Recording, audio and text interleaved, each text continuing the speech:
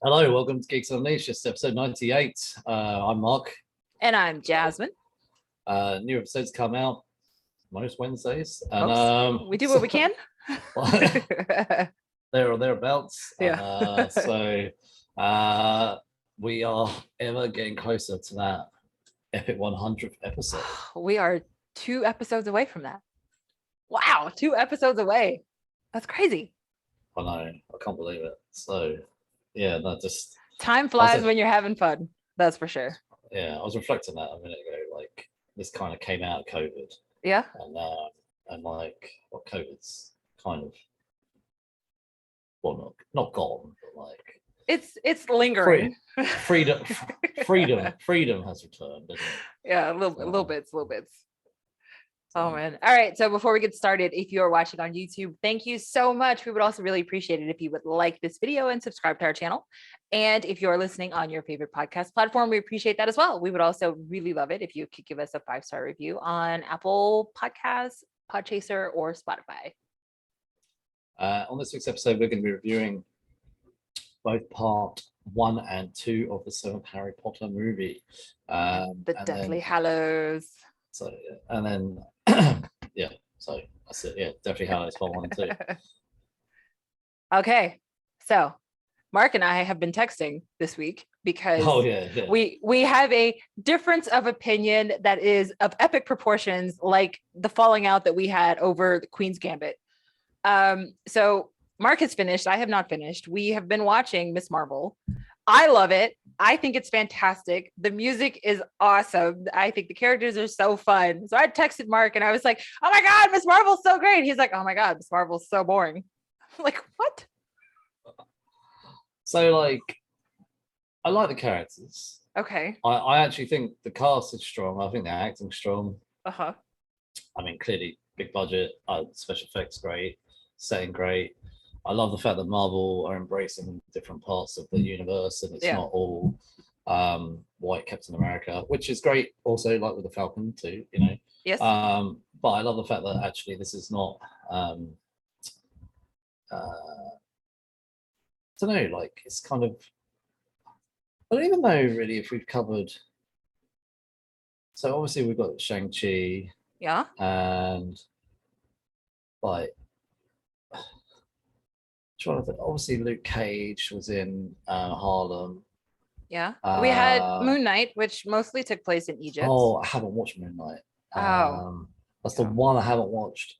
But anyway, what I like is how probably in the beginning Marvel was very blockbuster heavy, less culturally driven. Yeah. But as things have moved on, you know, we have things like Luke Cage set in Harlem and Shang-Chi and and even like finally Black Widow, a female lead movie, and it's just I think it's great. Like Miss Marvel, you know, a female teen-led superhero show who's a Muslim and obviously set, you know, a whole Muslim family as well. I think all of that's brilliant. I'm not got any issue with any of that. I think that's great, and actually that stuff I find really interesting. I think just all of that's great. I just think it's just too slow. Like, I watched it. It. Like, I didn't like hate or anything. Like, I don't know. I think like that episode where it's probably the second episode where they're like really gearing up to go to that comic convention. Like, that was so relatable. Like begging your parents at 12 to go somewhere, knowing damn good and well that they're not going to let you go by yourself. Sneaking out of the house, doing that kind of, like. I see so much of my younger years in this series, and maybe that's why I enjoy it so much. But like, I just like as I watch it, I'm so sucked into what's happening that it doesn't feel long or lengthy or slow to me. I don't know. I think it would have benefited from being a 2-hour TV movie. Like, no, it needed more than that because we got all the backstory and all that stuff. And I always argue like for more backstory. Yeah, it just didn't really like. I don't know. It just felt too long, and that's quite a stretch. When I like also I've argued it the other way. Like Iron Fist was way too long. Like Iron Fist was not. I think some of the Jessica Jones seasons were too long. Well, but those so, also were 10 to 13. And I think like Marvel has really found the sweet spot with Disney Plus. Like six is good because it forces you to tell a tighter story. I think Marvel did argue with Netflix about that, and Netflix were like, no. Yeah. Well, I mean, speaking of Marvel Netflix, not that we had this piece down there, but like they've started bringing on more and more characters from the Daredevil series to be part of the Disney Plus series. So that's a good sign that they're resurrecting that Daredevil, because Daredevil was just so good. I mean, it was so good. I loved all of the characters. Do you know what? Like, if I have never fully written a top 10 list of TV shows for myself, like I kind of started to write it a while ago, and I think we might have done like a year, like we do 1 year's worth of TV shows, and we picked up. When we had the Geeks Unleashed website, we definitely did that before with the rest of our writers. Oh yeah. No. What I mean is, I was writing like a personal list of TVs. Oh, here we go. I need to add Daredevil on there. I've decided. No, right. Okay, this is my. Okay, there's 8 shows on here. Okay. I was still being quite picky on what I wanted to add in. All right, lay it on me. What you got? Breaking Bad. Okay. Better Call Saul. Okay. Lost. Okay. Fringe. Okay. The Wire. Oh, okay. Banshee. Yes, Banshee. Okay. I'm not sure about this next one. It might need to come off. The Walking Dead. Okay. I mean, yeah. It's okay. up and down. It's up and down. It's like, And the next one I know you'll love. Justified. Yes. Excellent. Justified and Banshee would definitely be in my top 5 TV series of all time. I think Daredevil needs to go on that list. I was kind of like, this is something I started like 2 years ago. I was like, really, this is like my own personal top 10 list. It's like, love to. But yeah, I think Daredevil should go on there. It's like one of the best TV shows ever made. It's just such a good show. It's so good. One thing I'm really worried about is when I know Disney are going to bring it back. Please, like keep it as it was. Please don't pour water all over it. Yeah. I mean, I think they've done well with the Disney Plus content that they have put out. So I have high hopes. Because I think like there's a little bit more leniency on Disney Plus versus like if they were to do a film. So I think they'll keep the tone. I think they'll keep it dark. Now, do I think they might not go so far as to ever bring back like a Punisher series? That might be a bit much for Disney Plus, but I think they can definitely keep Daredevil at the level that it was before, for sure. Oh, I love another Punisher show. I love the Punisher. Punisher was so good. Like John Bernthal was the perfect casting for Frank Castle. Like he is so good in that series. I can't remember the actress's name. It was in season 2, but you know how he like took her on as like a father figure. Yeah. I'd love to see in that dynamic, like between the two of them, and how it starts at the beginning that she doesn't want to know, and then by the end of it, they're like sort of hugging, and like you could see that they really that thought. I think if it was real world, I think he wouldn't have never let her go. I think he'd definitely build that bond between her. Yeah, and clearly she was a 1 season character, but it was just.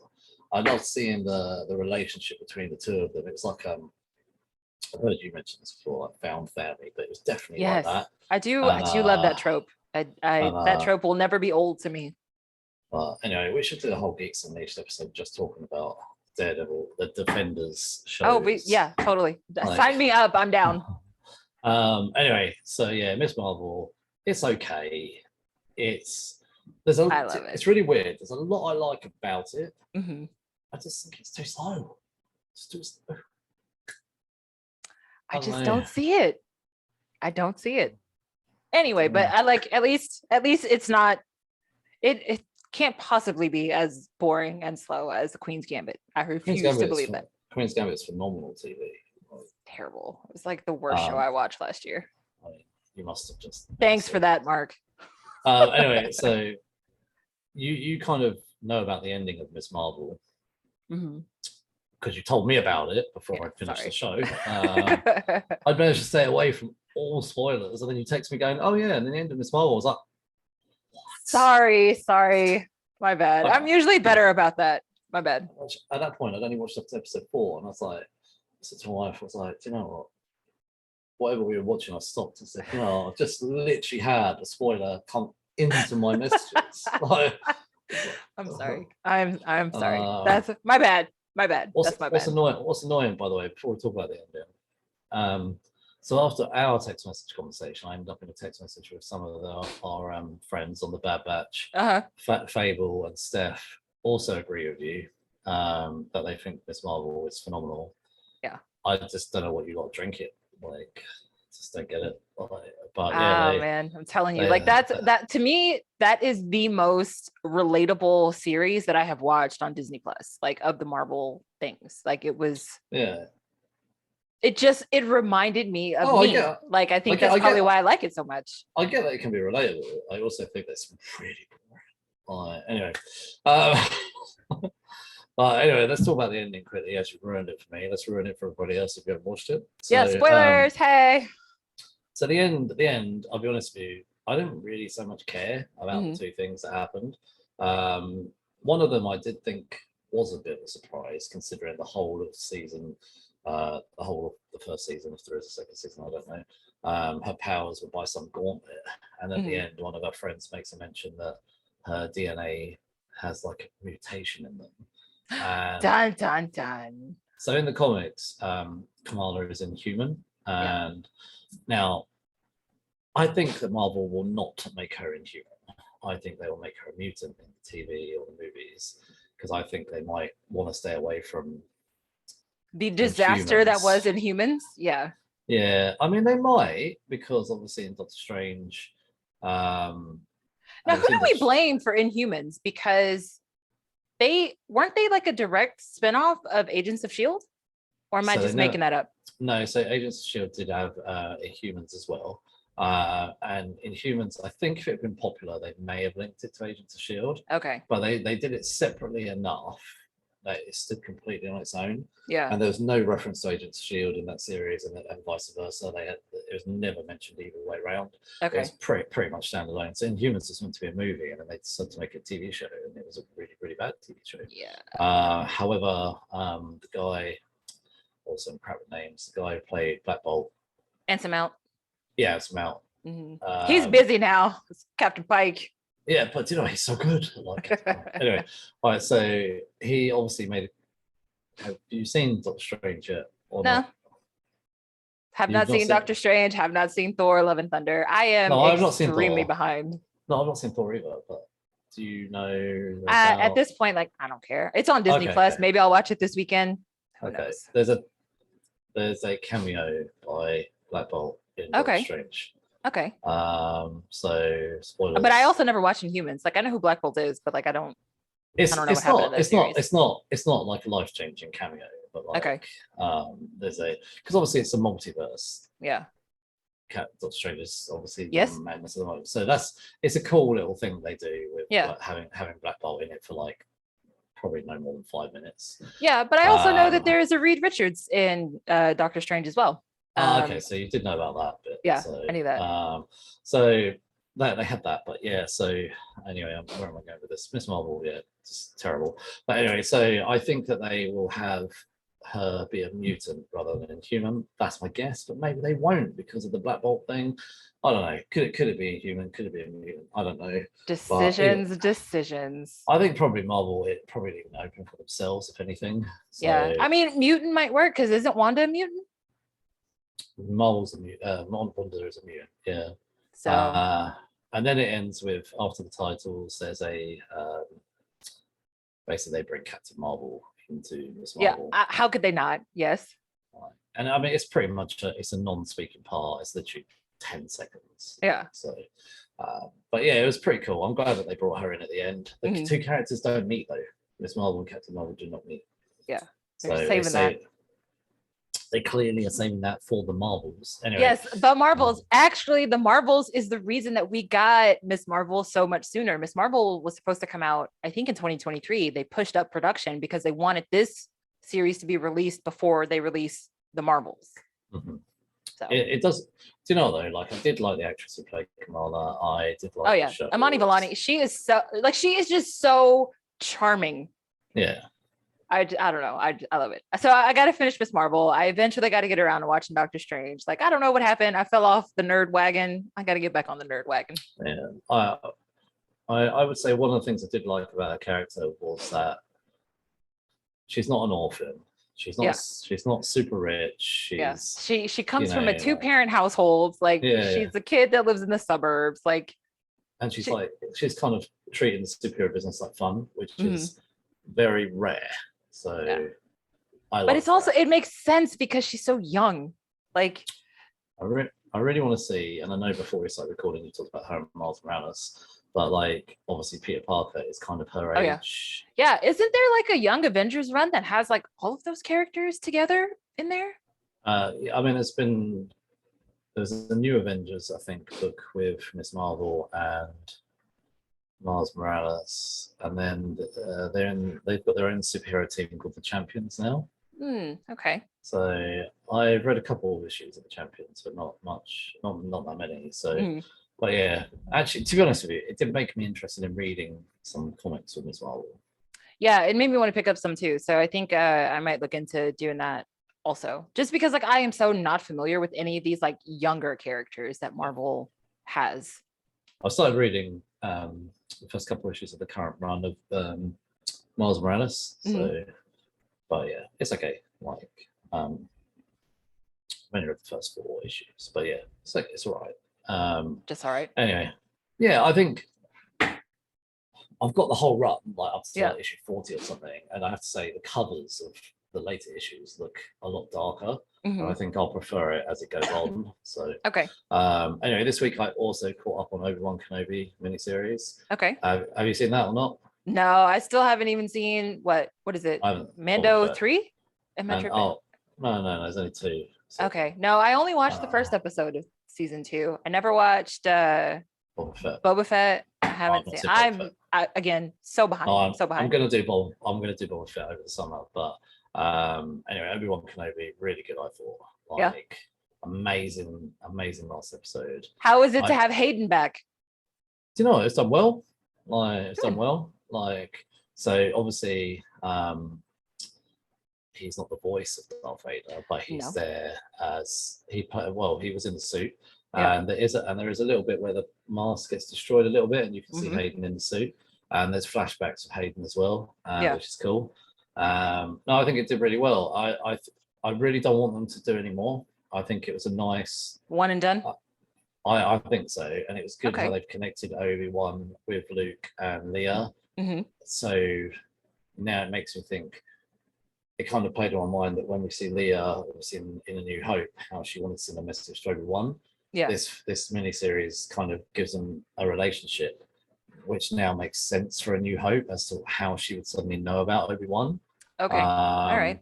So, but no, it was good. I really enjoyed it. Like, I can't really fault it, to be honest. There was probably some elements of slowness again, but I think for me, I didn't really care because like we've been wanting him to come back for so long. Yeah. And I think they did it well. I'm actually glad they didn't bring it back as a as a movie, and I think this TV series worked well. So. Oh, cool. Anyway, that is on the long list of things to eventually watch. Other than the 2 Harry Potter films I watched this week, and Miss Marvel and Obi-Wan, I've not watched. Good Lord. I said no, finish them. I'd already started, but I finished them. So. Oh my goodness, that's a lot. Anyway, do you want to add in, or do you want to move on? No, we can head to news. Okay. So I'll kick off with Netflix, everyone's favorite streamer. It is earnings season. Okay. So lots and lots and lots of companies are reporting on how well or how poorly they did in the second quarter of 2022. Netflix has released their numbers, and we were giving them shit because at the end of the first quarter, they said, oh, we lost 200,000 subscribers. And they followed that up in the second quarter by losing 1 million subscribers. So now in the first 6 months of 2022, Netflix has lost 1.2 million subscribers in 6 months. So they got some issues that they need to figure out. Now they're talking about doing all this kind of stuff like cutting back on or cracking down on password sharing, and maybe having like an ad supported service, which they might partner with Microsoft on that. So like, I don't know, when I pay for the streamers, like I don't like the ads. Like, why do I have to pay? I'm already paying you money. Like, why do I have to pay you more money? I don't understand. No, I'm assuming it's probably like a lower cost. Like, I don't know. So I don't know. So it's like, I don't know what your fees are, like $10 a month or whatever. So I'm at I think I'm at 11, but that's because like I don't have HD.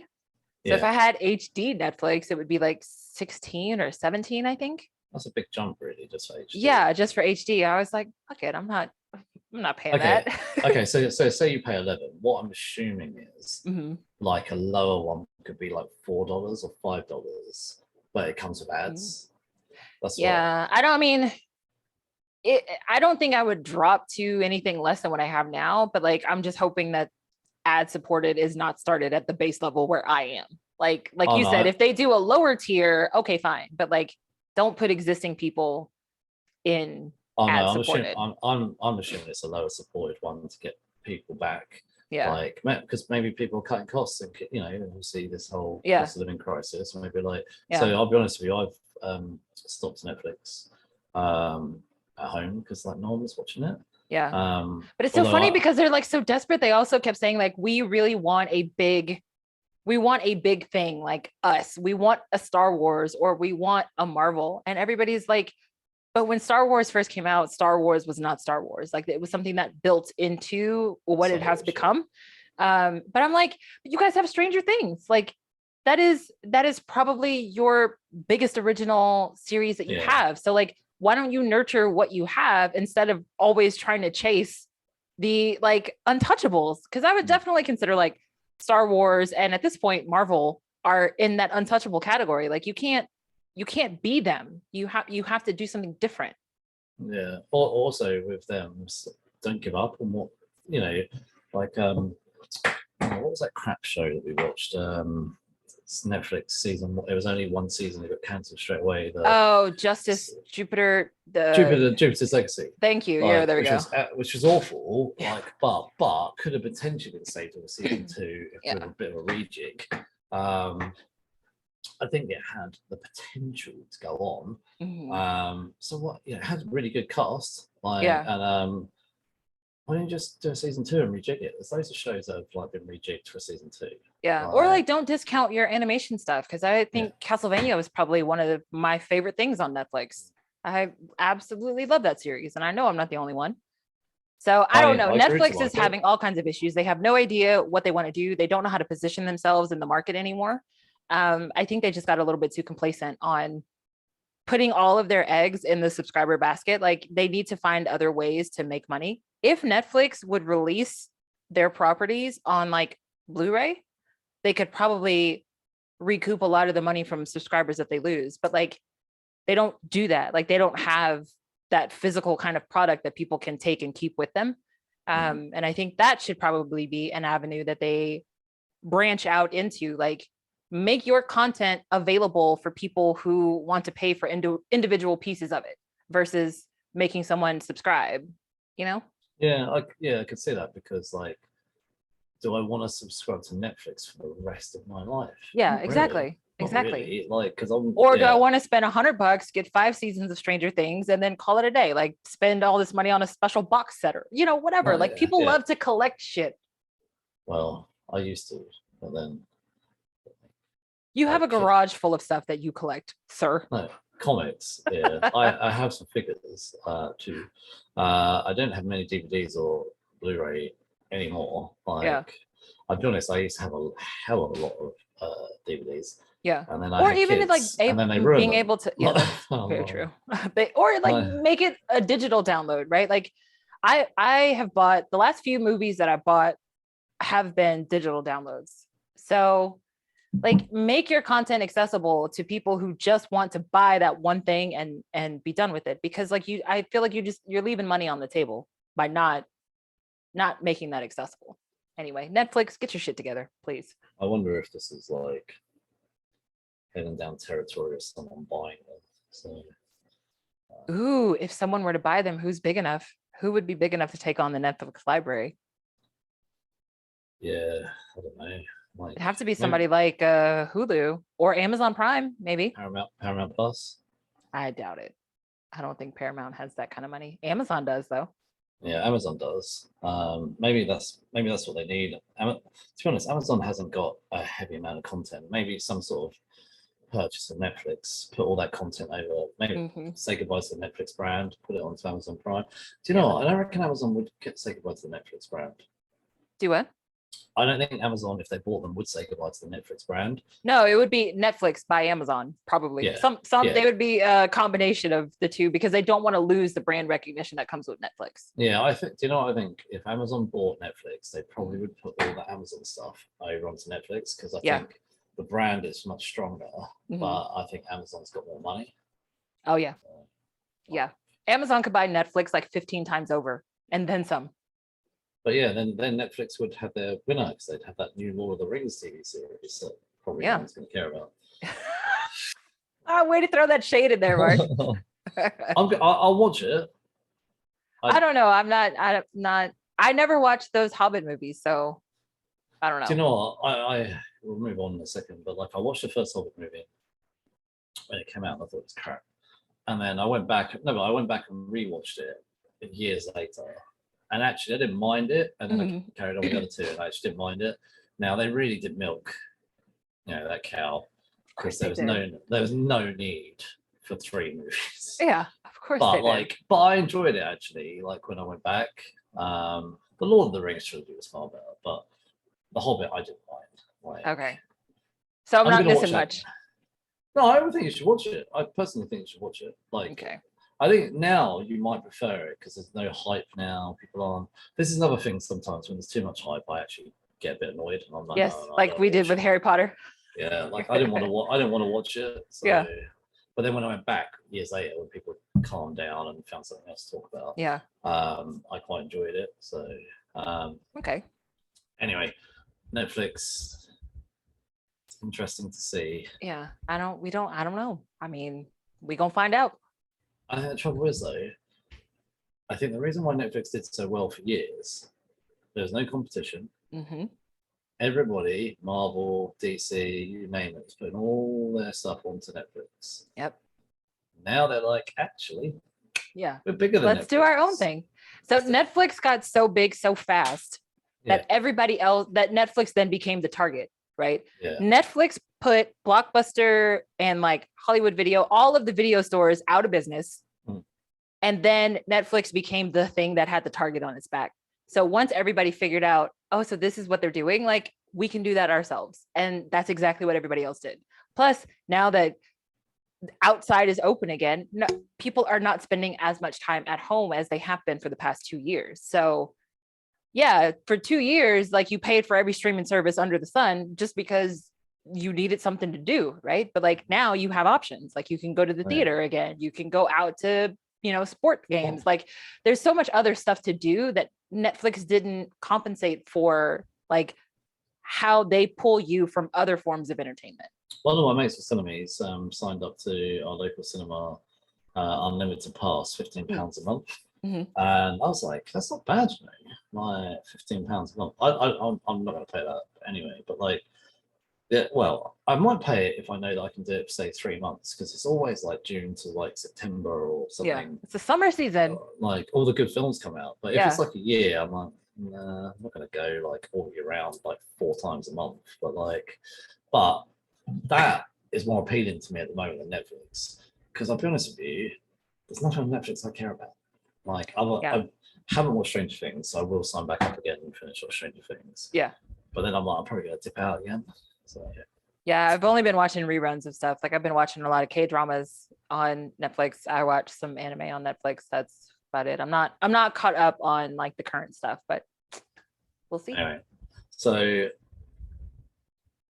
I've got no segue here, but it's kind of, I was going to be like, so actually, no, the segue here, talking of streaming platforms, Apple TV. Yeah, there you go. Good one. That's my segue. So talking about Apple TV, are going to be making a live action monsterverse TV series. It's going to star Kurt Russell, who actually, shockingly, hasn't done TV since 1977. So he's done more movie stuff. Yeah, he's a good guy. Anyway, he's going to be joined by his son, Wyatt Russell. Basically, there's no knowledge on the roles they're going to play. However, the TV series is going to be set in the same shared universe as those recent Godzilla films and Kong, Skull Island, King of the Monsters and Godzilla versus Kong. Essentially, the little bit I've got here is it's a family trying to uncover sort of the truth of the Monarch organization and their family and how they link to it, etc., etc. First 2 episodes are going to be directed by Matthew Shackman, who did WandaVision. Okay, all right. So, all right, look at Apple TV poaching from Disney Plus. Yeah. So, okay. So thoughts on this? Like, I think it's pretty cool. Like to have a TV series set in that universe, find out more about the Monarch. I love those films. The last film, I'm not too keen on, but the rest of them were brilliant. I really, do you know, my favorite out of all of them was Skull Island. Skull Island was so Skull Island was really good. I will definitely give you, like, Skull Island was just so good. I really enjoyed Skull Island. I also liked the second Godzilla. What was that? King of the Monsters? That one. I like that too. Really good. Yeah, I think King of the Monsters and Skull Island were the best ones. Yeah, for sure. The first Godzilla was okay. And the most recent one, Godzilla versus Kong. Yeah, did not enjoy, we both said this, but did not enjoy Mechagodzilla. I just think it was poorly done, but also like I didn't like how they changed the tone of the film to be as humorous as it was. Like it did not need that element. But I do love the idea of a TV show spinoff from that universe of films, because like I love a good TV series about a shady organization. Like that kind of stuff I think is just so cool. Like any kind of mystery element, like if you look at something like Fringe, like, or even Lost, like, or Resident Evil with Umbrella Corp. I mean, like, granted that's based on a video game, but still, like it's one of those things where it's like, it's always so interesting to see how people play the good guy or the civilian or, you know, whatever against this shady evil corporation. So I would definitely be interested to see, especially if we get a little bit more background into Monarch and how Monarch came to be like this big organization that actually has titans at their fingertips. No, I agree with you. I love things like shady organizations where like Lost, for instance. Honestly, that's some of the best shows ever. But like I do love the whole mystery organization and just literally, you know, you kind of peel back one layer and then you like put it back and you're like, there's another 5 more to pull off. And yeah, Fringe was brilliant for that. Like, and I remember reading about Fringe saying if they decided a decision to make that they would resolve mysteries as they went along, but also setting up the next mystery. Like, I'm hoping Monarch's like that. It'd be really good though if Monarch was like the next Fringe or Lost. Yeah, right. So, like, oh, like what else do they have their finger? I think that's a good angle for a TV show. Like instead of focusing so much on the Titans, like focus on the organization that is manipulating all of this stuff. Like I think that'll be really good. I've never watched anything on Apple TV, but I think a lot of the stuff that Apple TV does is pretty, like, people seem to like it, right? Yeah, do you know, I watched the first couple episodes of what's his name? The guy who plays Aquaman. C. I started watching the first couple episodes of C. I do want to go back to that. What I have noticed from Apple TV is all high quality. So I've seen trailers and things, but I want to watch the space one. Crap, I forgot the name of it. I didn't know Apple TV had a space one. Yeah, like, oh no, I'm gonna be really annoyed. I love space. The name of it. No, it's set in an alternate like 1960s, where the space race continued. For All Mankind. Yeah, I want to watch that. Yeah. Like, For All Mankind. Oh, I've just found it now. Yeah, I really want to watch For All Mankind. It's on its 3rd season. Yeah. I want to try and do that over the summer too. So you got a lot of stuff to do over the summer, man. Yeah, it's going to be hot. but I'm gonna somehow find the time. There's a lot of things I want to catch up on. Book of Boba Fett is one of them. I would like to do Before Mankind. There's a lot of shows I want to catch up on. So we will see how the summer goes. I may not even get the time to watch any of it. So, well, Godspeed to you, sir. Yeah. Anyway, so in summary, there's no release date, there's no film date, but I'm excited. Like, yeah, I'd be interested to see where this goes, where this universe goes. I think it's great that Kurt and his son are both going to be in the show. I assume they'll probably be father and son in the TV show. Yeah, it's going to be set in the same universe as his films. We probably will have cameos. Let's be honest. Apple TV will pay the money and get some of them over. Call us, Apple, please. Come on. I didn't mean our cameos, but like I mean our cameos. Dear Apple TV, you are Geeks Unleashed favorite streaming service. Please put us in your new TV series. Thanks. You just said we've never watched anything from there. But anyway, I'll delete that part. I reckon like Millie Bobby Brown's probably too busy, but like they probably could get some other people. But you never know, she might show up. So well, we gotta see. Not that many people survived the film though. I mean, they've got Brian Tyree Henry, the kid from school, and the dad. So those are the only options. The mum didn't survive, did she? Nah, she didn't make it. No, that's a shame. I reckon that actress would have come in the show. Oh yeah, I love Vera. Vera Farmiga.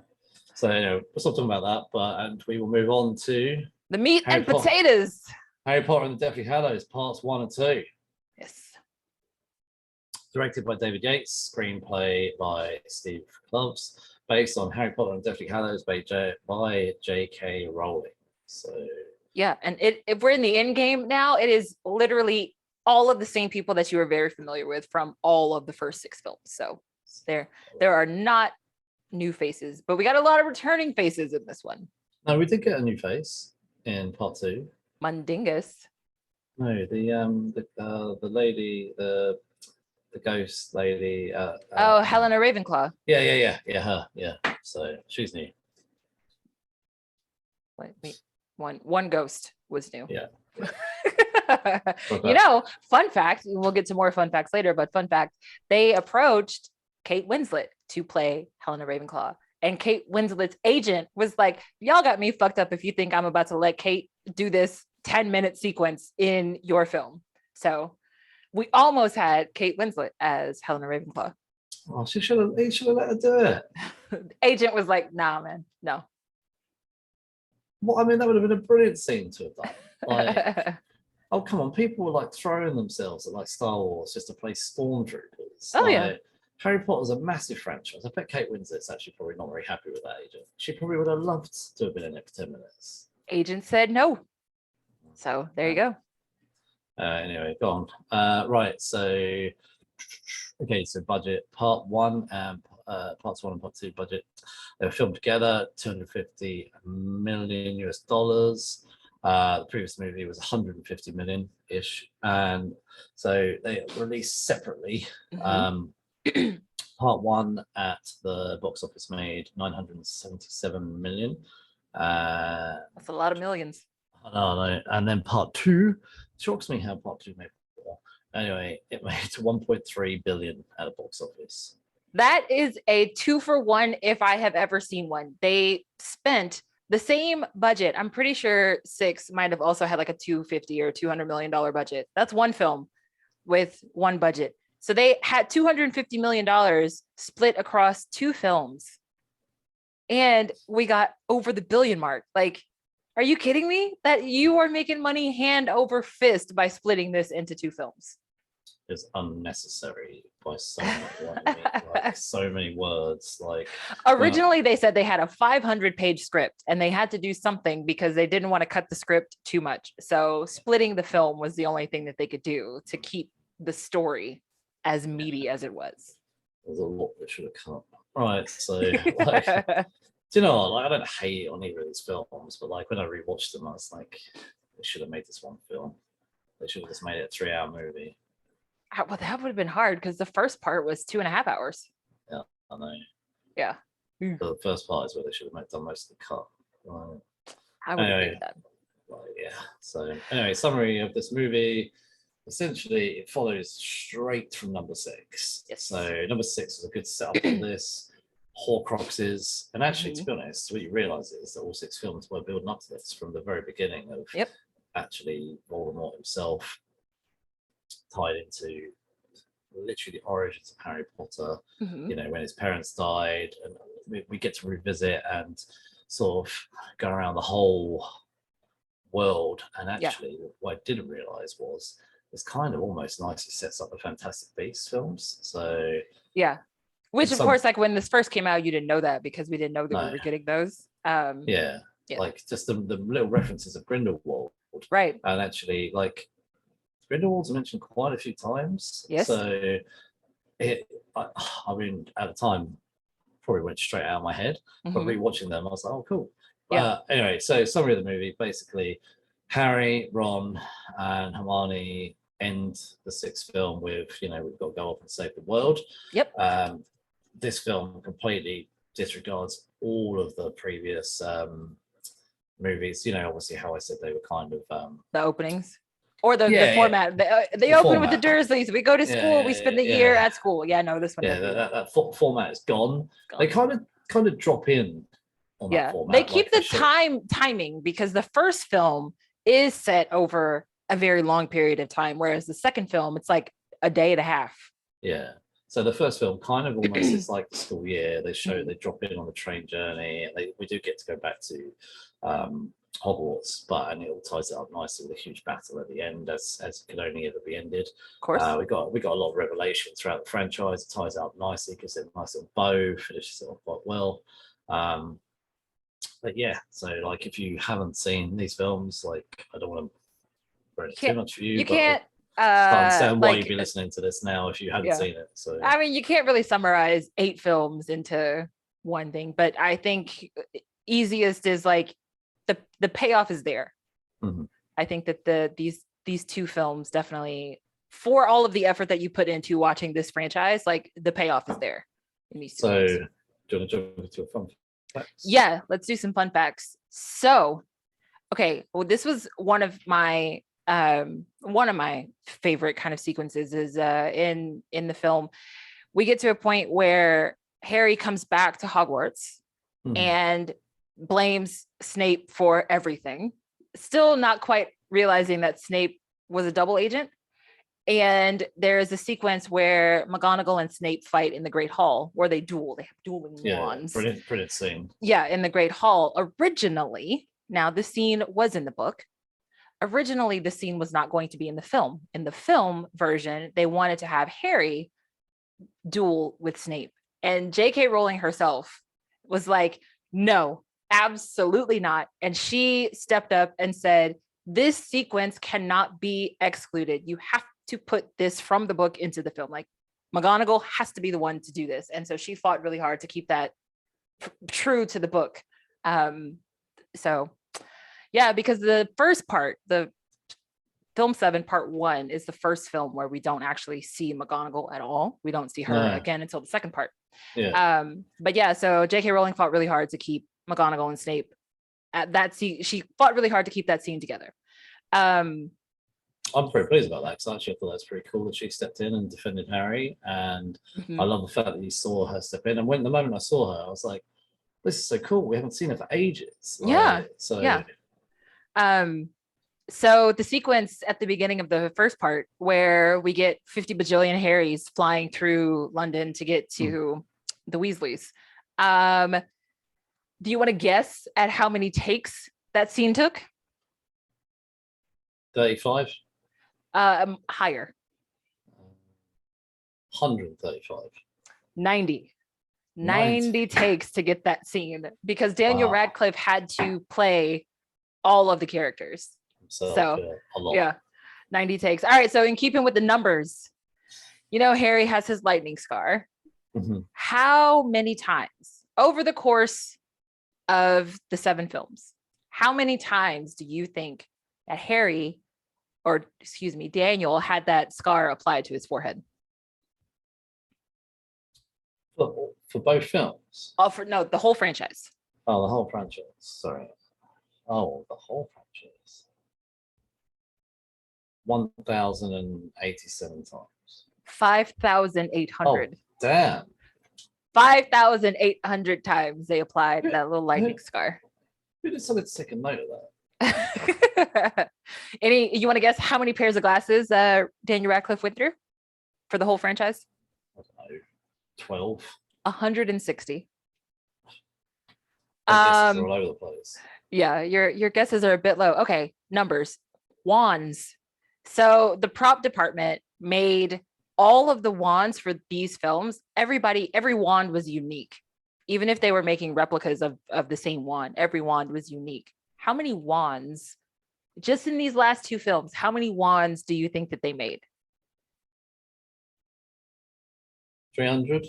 500. Oh. They made 500 wands just for part 7, just for 7, part 1 and 2. But they kept having to make wands, especially for Daniel Radcliffe, because between takes, he would use his wands as like drumsticks and he would break them. And so it just, in the outtakes alone, Daniel Radcliffe broke at least 80 wands that had to be replaced by the prop crew. I bet they were getting so mad at him. Oh yeah, I'm sure. So he's done it again. Yeah, exactly. Right. Of course, with an iconic film like this, like even the actors like want to keep a part of this film with them when they're done. But before they got to the end of filming, they had a policy where they would actually check people before they left set to make sure that the actors were not leaving with props that were still needed while they were filming. Wow. Rupert Grint tried to steal one of those golden eggs from the fourth film, and security was like, no, sir, you cannot take that, put it back. He did eventually end up taking the Deluminator that Dumbledore left him in his will. Okay. Daniel Radcliffe kept 2 pairs of glasses, 1 pair from the first film, 1 pair from the last film. Emma Watson, she kept the time turner, which I thought was super cool because like if I was Hermione, like that would have been the one prop that I would have kept too, the time turner. I thought that piece was so cool. But yeah, can you imagine like you're freaking Daniel Radcliffe and security is all like, no man, we got to patch down before we let you leave set because we got to make sure you ain't stealing shit. I think the best prop to steal on anything was the car from Supernatural. Oh yeah, baby. That definitely would have been nice. Yeah, that was what I would have taken. But anyway. Yeah, so that's all I got for fun facts. No worries. Like, so I'm gonna summarize my thought of 7 and 8. Okay. It reminded, it was like watching Avengers Endgame and Infinity War around the wrong way. Yeah.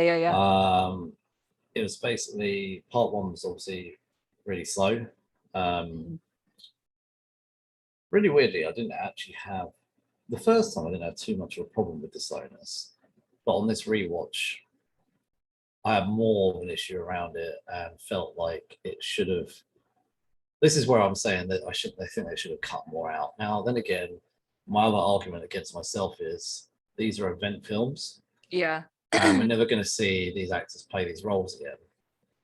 So actually, let's just actually appreciate what we've got.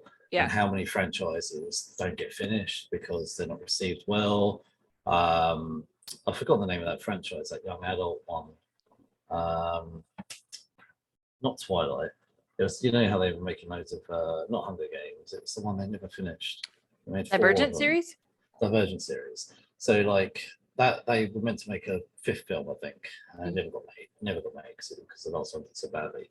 So with Harry Potter, it's a huge franchise. Obviously, Universal have got the parks, and there's the film studios up the road from where I live, and there's video games, it's spin-off movie franchises, theme parks. Theme parks, all that stuff. Yeah. So, but we're never going to get to see these actors play these roles again. Like none of them. Like I can't imagine. Not on the big screen. Yeah, not on the big screen. You might see. No, I don't even think they're going to do. I can't even see them signing up to do like an Apple TV or HBO TV series. They did that one HBO special. Yeah, but I mean that was just them chat. That was a bit like the Friends special, wasn't it? Yeah. Chat about. But I don't think you're ever going to see them play these roles again. So my argument. So although I say I personally think part 1 and 2 should have been cut down and made into one film. I get why they didn't. Firstly, money motivated. Money. 1.34 billion. Turning 250 million into the amount of money they made from doing 2 movies. Right. Of course, it's a no-brainer, right? Right. Now, as a fan, I'm not a super fan, but I can imagine super fans of Harry Potter probably loved the fact that this is, the book, the 7th book has been probably fairly well translated. Not read the book, but like you say, it was a good translation from the book to make these 2 films. And the book, I remember the last book was like absolutely chunky. So, but it wasn't the biggest book. The biggest book was book 5. But yeah, it was, which was why everybody was surprised, because it was not that big of a book. Like, they couldn't figure out why they split it. But one of the things I did enjoy about this, though, especially for part 1, was actually getting to see Hermione and Harry. Yeah. That closeness and that relationship, and it makes me even more annoyed that she ends up with Ron. And like, whilst I think the chemistry between her and Ron is non-existent, the chemistry between her and Harry isn't brilliant, but there's far more chemistry between Hermione and Harry than there ever was with Ron. And also the fact that Ron walks out, like, I know he comes back, like, which is great, but he walked out on them, and he got jealous. And I know you could say the Horcrux infested his mind and all the rest of it, which is a bit like Lord of the Rings. And it really played with his mind. I still, when I watch these things, get annoyed that like Harry and Hermione didn't get together. It's something I've never understood. I just don't get it. I don't get why J.K. Rowling went with Harry, ended up with Ginny, and Ron ended up with Hermione. I don't really get it. It doesn't. I've not read the books to see if there's some sort of different interpretation. But having watched these films, it kind of just winds me up. So I just don't get it. I feel like they were clearly having a moment when they were in the tent dancing. It's a really nice scene. But honestly, how did they not kiss? They spent all this time on their own. Like, they've probably been months on their own. They're having a dance in a tent, and they don't. And I know it's a family film, but they didn't even kiss. Yeah. I just didn't get it. She was in love with someone else, man. She couldn't help it. I don't think she really accepted it until like this point that she was in love with Ron, because it was still like, she was upset and she was jealous of Lavender in the last one, but I think this was when it finally hit her, like, he's the guy. Like, love is love, man. You can't help it. Sure. But like, I don't know. But anyway, overall, I love these films. Like I say, I could always argue it to be cut down, but then I argue against myself, thinking they're event films, and let's just appreciate what we've got. So I think as far as these 2 films, the first part is a bit slower, and I think they still could have cut some of that down. Like in the last film, in the 6th film, they use the quiet moments to great effect. Like it makes sense. It fits the tone of the film. It fits the sequences, and it feels like it's still driving the story forward, even though nothing is happening and no one is talking. But in this film, we spend so much time with Harry and Hermione while they're on the run, while they're searching for the Horcruxes. And it's like, we don't need 5 minutes of scenery every time they pitch the tent somewhere else. Like, we get it. They're on the run. They're, they got to keep moving. There's no reason for you to, like, I just felt like we didn't need as much time in each of those places when they were camping. Like, that was unnecessary.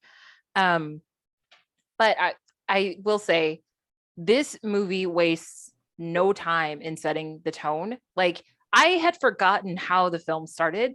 And so when Hermione obliviated her parents' memory and like literally erased herself from their memory, I was just like, damn. I mean, that's how we're starting off. Like, that's how this film is going to kick off. Just like, well, I got shit to do and I don't want you to get hurt. So I guess I just got to pretend like, I never existed. And it's just like, that is a heavy thing for a 17-year-old to do.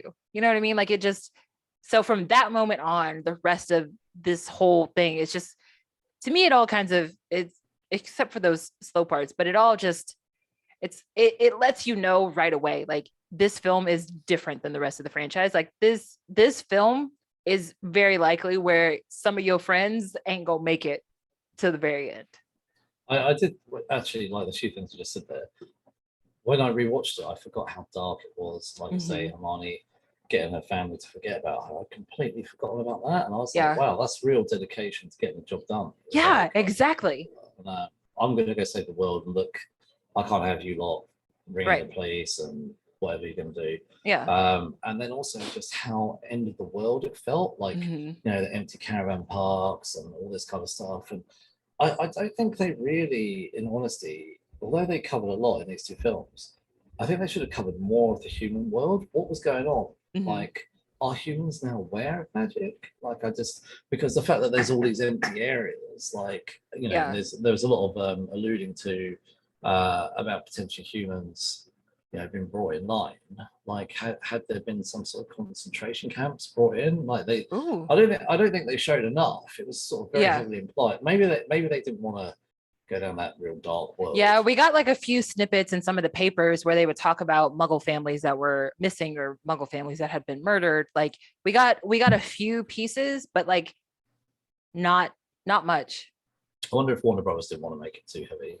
So I think they didn't want to take the focus away from Harry fighting Voldemort. I think that's kind of what they wanted to keep it to. But that makes sense though. Like, what the hell happened to the humans? Do you know, like, if HBO want to make a Harry Potter TV series without Harry Potter, they could actually kind of clip stuff from these two films, to show you what's going on elsewhere. That would be a cool thing to do. Like, make a 6-8 episode TV series set within London at the time. Showing London at the time. You know, you could kind of dip in. You could actually clip bits from parts 1 and 2 to show us what Harry is doing, like to reference. I wouldn't want it to be like a 5-show thing, like 5-season show, but like a one and done, just to kind of like that would be pretty cool. What is happening to the Muggles while all of this is happening to Harry? You could even call the show The Muggles. That sounds like a sitcom. I know. Anyway, right. So, favorite characters? Got any? I got quite a few. Definitely Hermione. I think she is the backbone of this series. Definitely Neville, because I was very worried that my favorite wasn't gonna make it. And I remember the first time I watched this film, I literally screamed, like, when I realized that Neville was still alive. Yes. Also, as far as like loving the bad guys, I love the entire Malfoy family because they were opportunistic until the very end. Like when Narcissa went up to Harry and was like, "Is Draco alive?" And they worked out some kind of deal, and she was like, "Fuck Voldemort! Like, my son is alive. I'm gonna help this kid out right here, and we're gonna be done with it." And then when the Death Eaters started to leave after the big battle, and just kind of ghosting Voldemort, and then you see the Malfoy family just like walking down the bridge, I was like, "That's what's up." Like, y'all know this guy lost. Like, we shouldn't be tied to him anymore. Fuck it, let's go home. Like, I loved that they stayed true to themselves. Like, they were just completely opportunistic from the very first film until the very, very last film. And I loved that. They snuck out as Voldemort's about to get it. They're like, right, exactly. They were like, "Nah, that's not my fight. No, let's go now." Like, we were on his side, but I'm over it. I love it. I love the Malfoys. I think, so I wrote down a couple, like you say. Hermione was brilliant. She really was a completely necessary character in his both part 1 and 2. I love Neville. I love his growth. And I've talked about this before, like these sort of background characters that kind of dip up and then go back down again. And just seeing Neville at the end giving his speech, I was and Neville like uses the sword of Gryffindor to kill Nagini, and like when he's in the castle, like, or when they're in Hogwarts, and he's all like, "Have you seen Luna? I gotta tell her that I like her." It was like, love me some Neville, man. I love me some Neville. Why didn't we get a scene with Neville and Luna at the train station? Like, with, we got Draco and Astoria, but we didn't get Neville and Luna. Come on, man. So also Ralph Fiennes Voldemort.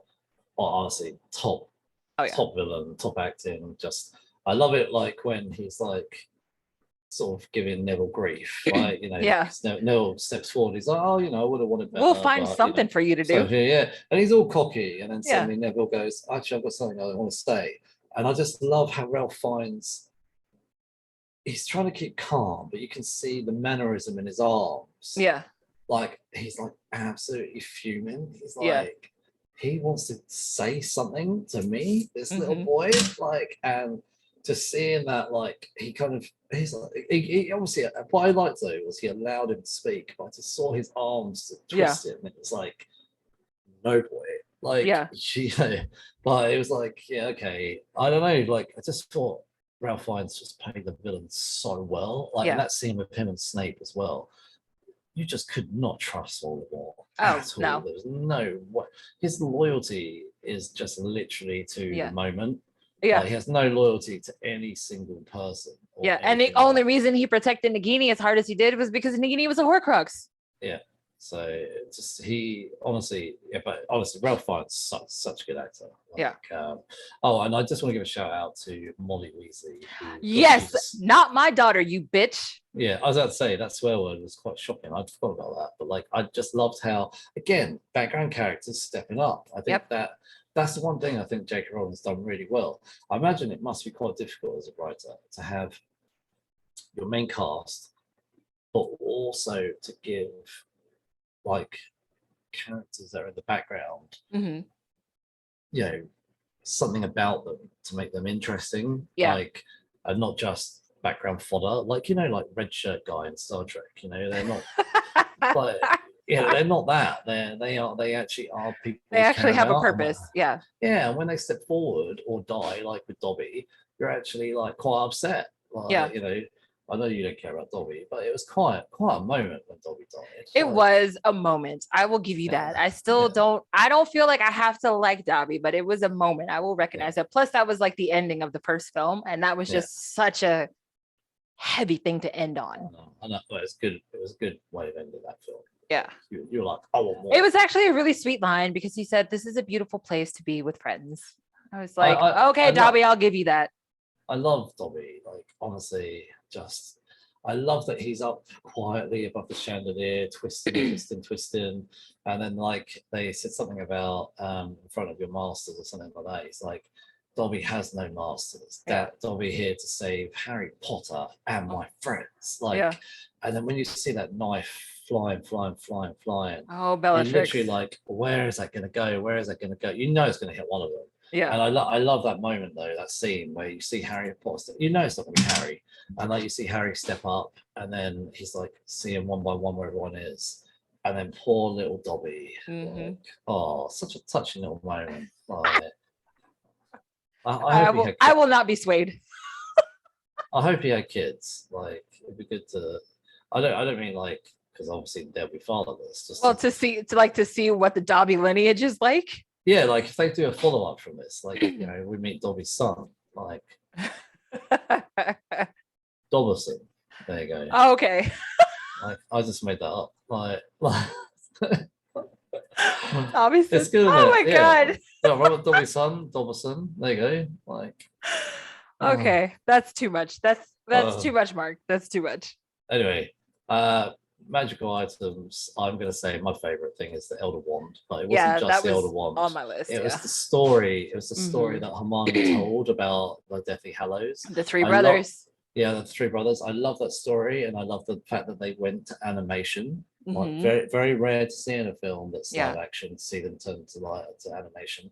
So that scene itself was great to see the story of the three brothers. I was like, oh, this is really interesting. I was like, I'd like to see more of this. And I'm sure somebody might message me and go, oh, why don't you go and buy blah, blah, blah, whatever. I'm sure there's more out there, but like, I thought it was actually a really cool moment. And I love that Hermione did the narration. Yeah. And I love to see the origins of the Elder Wand. And I thought the Elder Wand was pretty badass. Like, if I was gonna have a wand, I'd want the Elder Wand. Like, who wouldn't? Yeah. Like, I'm not sure if I really want something from death, but like, maybe we'll just get over that. But like, I thought it was very cool. What about you? So a couple of things I liked.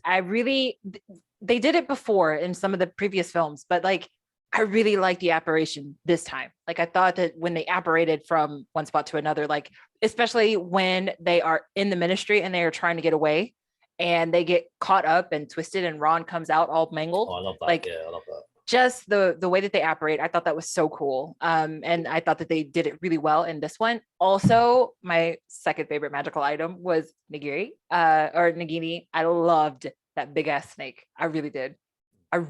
Just because it was like so creepy and it's a Horcrux. Like I just it's so interesting to me that you can have a living thing be a Horcrux. So Nagini, I count Nagini as a magical item. So that was one of my favorites. Just want to sort of summarize really just my thoughts on the overall of both films. So I think it's great like that these two films felt like a payoff for being so invested in the first 6 films, and that actually even with Snape to see the flashback of Harry as a boy, and just to see like how well thought out J.K. Rowling put into these characters in his story, and just see how the payoff happens along the way. I love also that, and you don't get it in a lot of movies, but because we had 8 movies, the character development across all of them, from the main cast to the background characters, and I just love that.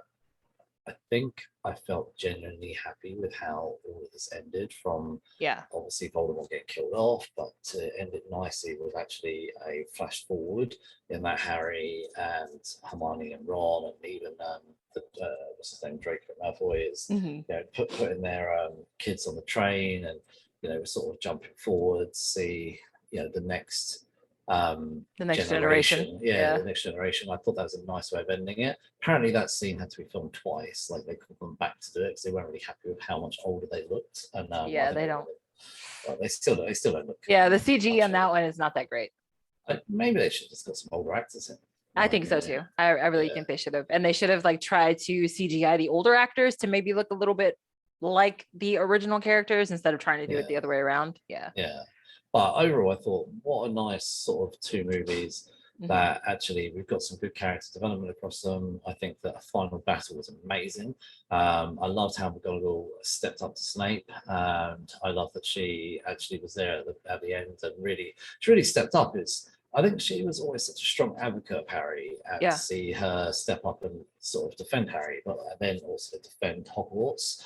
So I just think it's just a brilliant 2 movies that nicely ties up this whole franchise.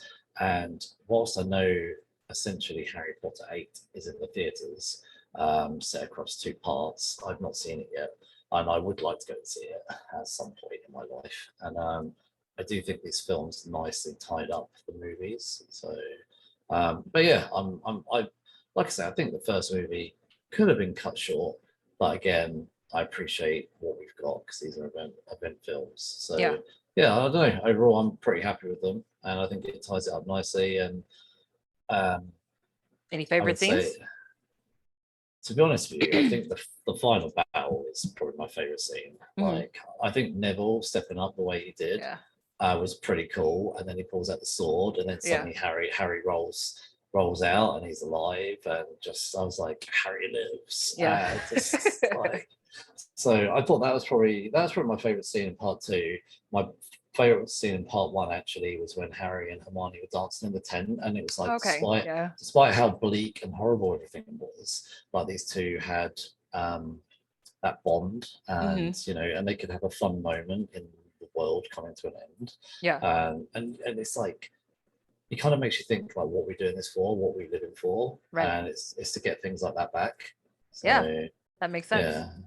So I thought that was a nice thing to throw in. Again, I don't know because I've not read the book, but if that was in the book, that's good too. But I like what you said actually about how McGonagall stepped up to Snape, and that was in the book, and J.K. Rowling thought to have that in. I thought that was pretty cool too. Like I love that. So I think there's actually, what I appreciate is that it's not just about Harry.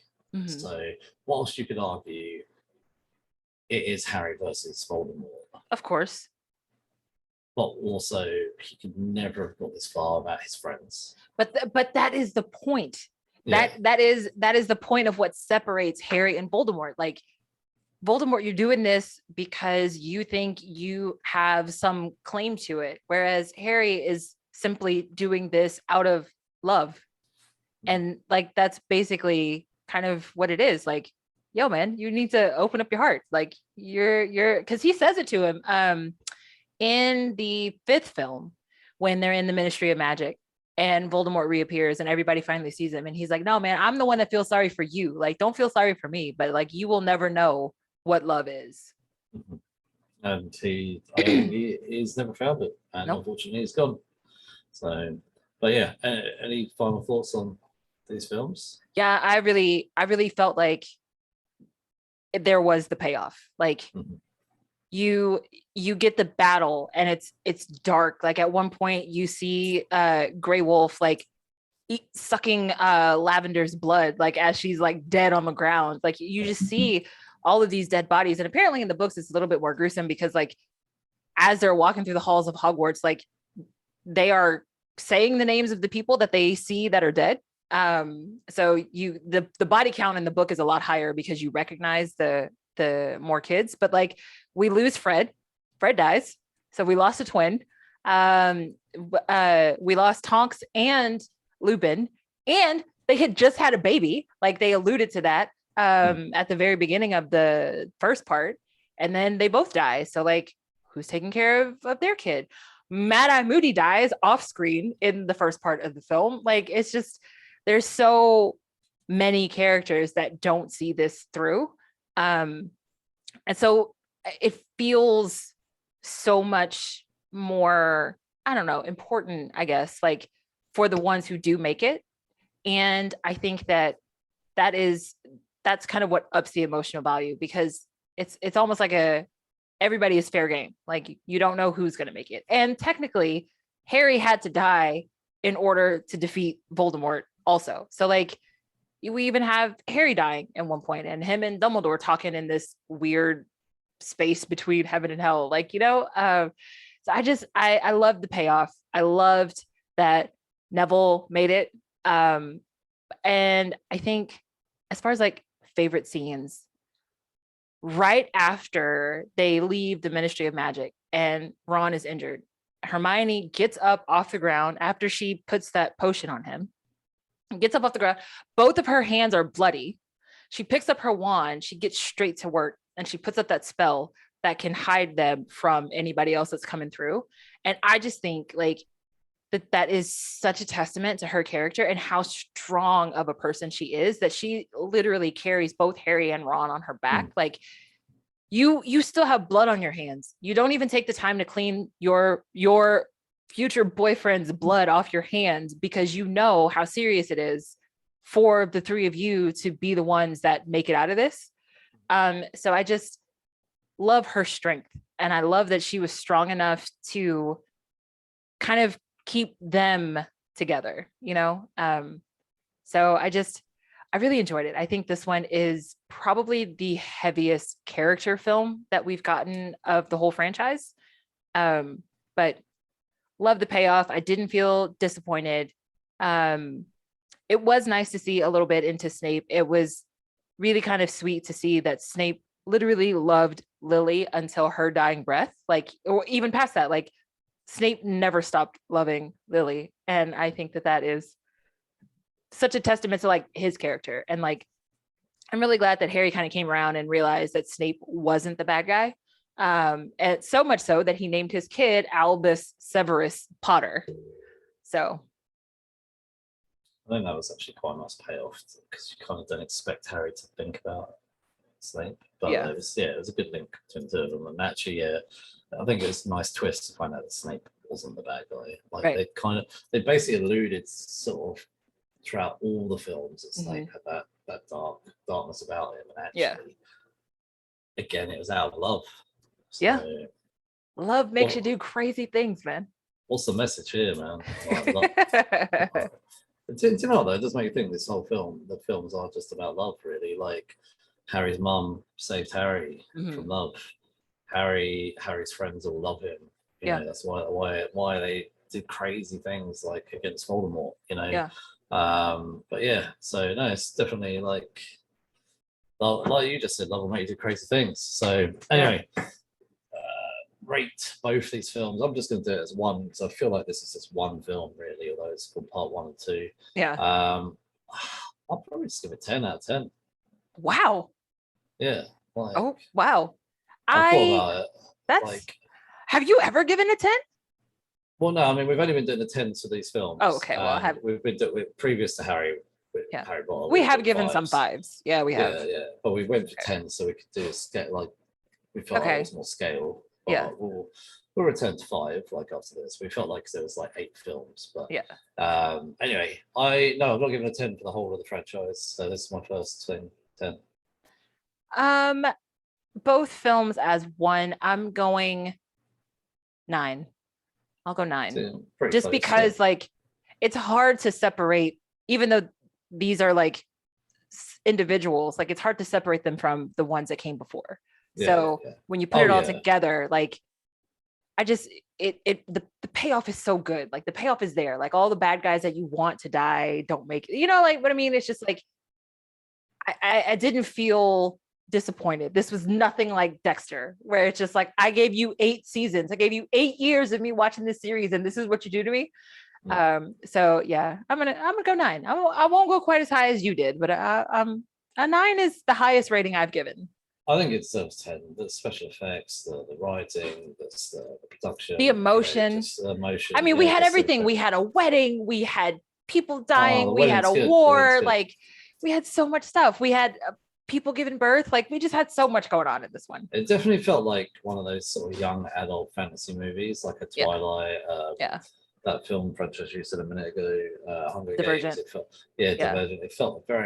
It felt very much a jump between 6 to this, like book 6 into this sort of very young adult end of the world type story that we've had with things like Divergent, Twilight, that kind of thing.